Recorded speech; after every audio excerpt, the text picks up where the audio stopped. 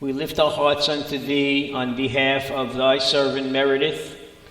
Look graciously upon her, we beseech thee, and strengthen her with thy grace. We know, O Lord, that all things are possible with thee, and keeping with thy will, restore her to health and strength, and to thy name be praised forever. Amen. Amen. Mary, I hope to see you home very soon.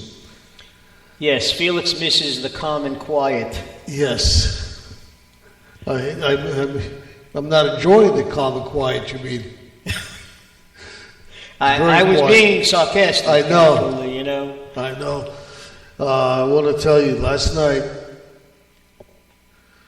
I was calling my wife, and I said, what are we having for dinner? She's saying cat food. I said, I don't know what you're talking about. She said, we're having cat food for dinner.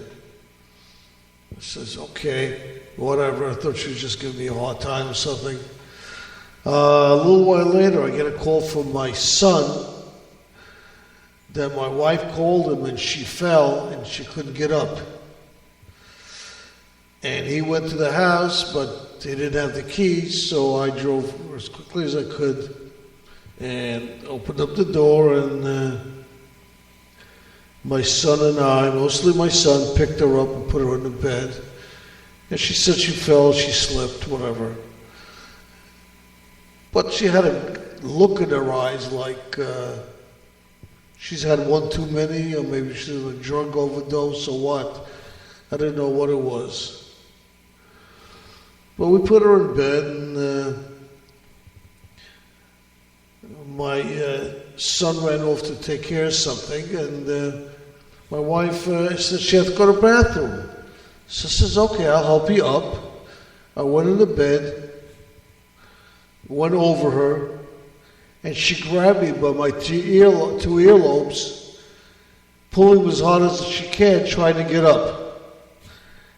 And I'm screaming and yelling, and there was somebody on the phone. I put him on hold, and they were listening to all this.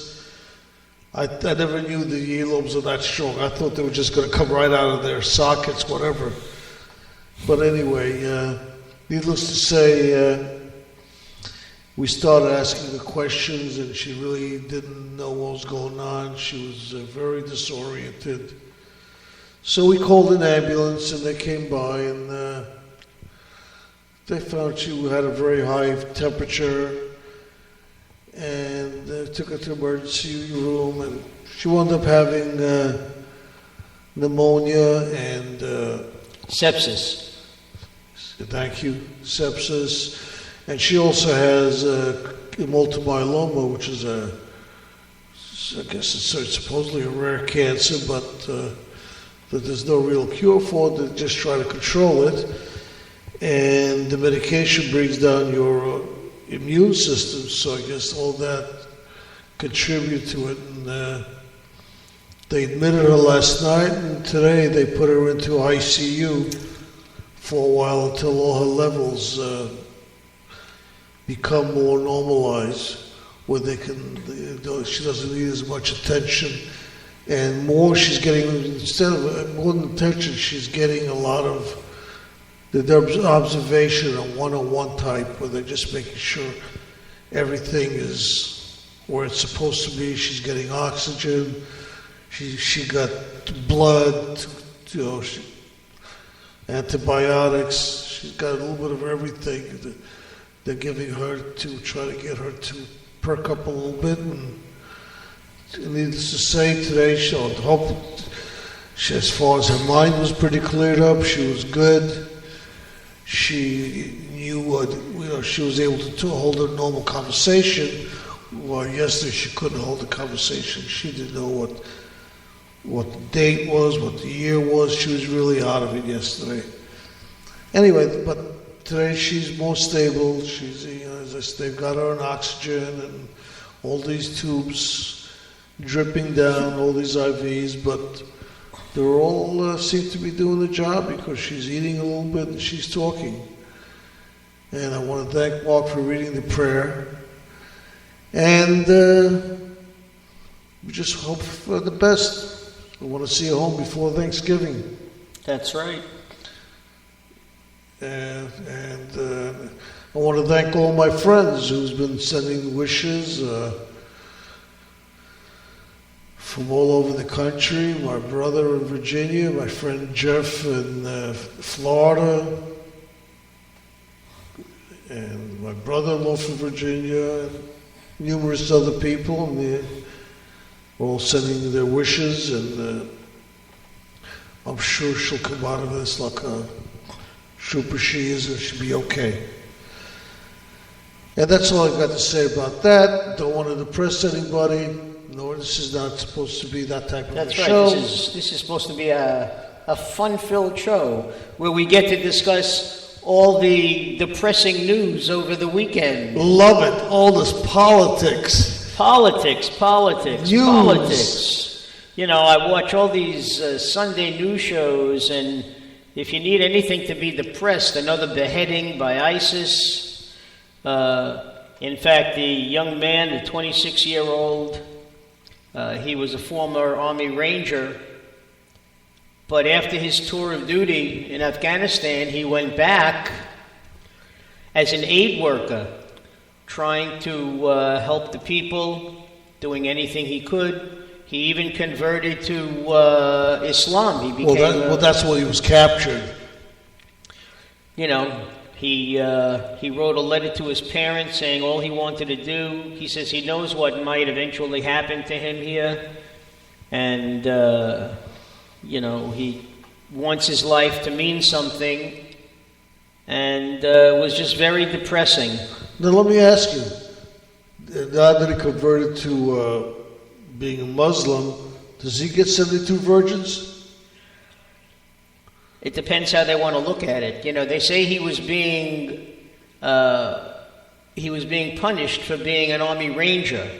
So on one side of the coin, they would say no, because he was an infidel. But then after he converted, one would say, well, I guess he should get his due in heaven. But he didn't do jihad.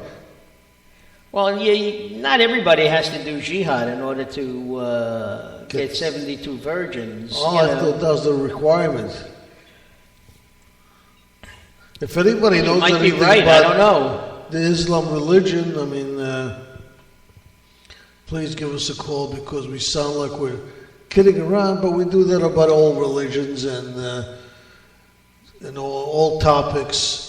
So don't be offended. Call us, and if you can explain it to us, we'd love to understand. And then we had another death on on our soil from Ebola. A doctor from Sierra Leone came to the States, and he was sick, but it wasn't picked up right away, and he died over the weekend. Well, when he came to the States, he was in very critical shape. They say you have to, in order to survive, have a chance to survive, you really have to be caught early, like all the other people in the States were. You know, when he was interviewed about 6-7 months ago, he said he had some idea what his fate might be if he contracted the disease. He was prepared. Unfortunately, he was right. Okay? And this is all over the weekend. You know, we all know that Kumbaya is over in Congress. Not that it ever really started, but the president is talking about using executive order and executive power, which he is well within his rights to do. Republicans, of course, are against it. Some Democrats are even saying that he should wait for the new Congress. And give them a chance. Because the bottom line is, if he passes something by executive order, when the new Congress comes in, they'll just take it up and try to vote it down. You know, they need at least 60 votes to do that.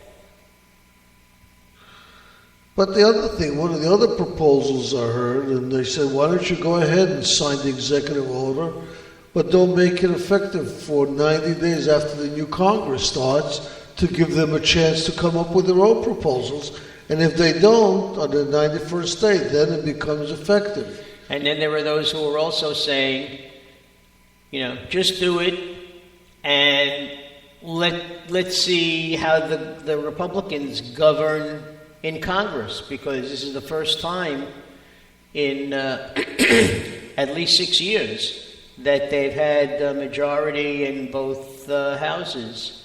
So, The last time the Congress had such a big majority was in the 1920s. Years, been a long time since you had this kind of a plurality in Congress. Well, Felix, we were talking to Elisa, telling her how old we are.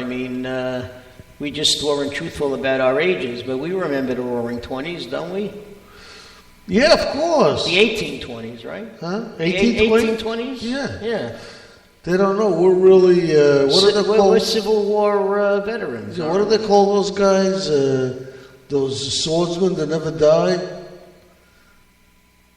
Swordsmen who never die? There was a show on, used to be a TV show. I don't remember. Well, I know there's a legend of the Flying Dutchman who goes on forever, but... No, there was some kind of a show on TV. There was a couple of movies on it. I forgot what it's called. I bet your son would know, though. Probably. It was, but, if anybody knows what name the TV show was, it's also a movie, I just can't think of it, where there was a good guy and a bad guy, and they will both live forever, and the only way they can die, I think, is if they chop their head off, so I don't remember exactly. That sounds like a zombie. You shoot them in the head. The only way to kill a zombie, but the zombie's already dead. Yep. So how can you kill a zombie? He's already dead. Yeah. Exactly. But then again... Felix, I know you're not going to believe this, but you and I have been talking for the better part of 40, 45 minutes just about... How about a song? Oh, wait a second. You're right. And I'm going to play something that I haven't played for a long time. But first, I have to find it. And that's usually my biggest problem, is to find what I haven't played for a long time.